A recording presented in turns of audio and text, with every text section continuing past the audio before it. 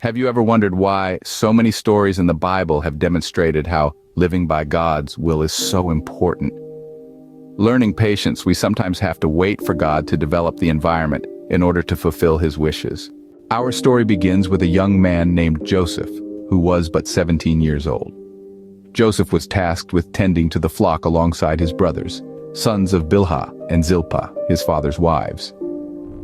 However, Joseph was not like his brothers. He was the apple of his father's eye, the son of his old age, adored and favored above all others. This favoritism was symbolized by a tunic of many colors, a gift from his father.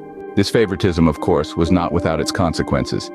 It bred resentment and hatred among his brothers, who could not bear to speak peaceably to him.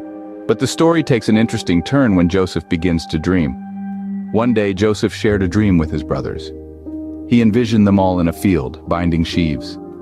In his dream, his sheaf arose and stood upright, while his brothers' sheaves bowed down to his. This dream, implying that he would reign over them, incensed his brothers further.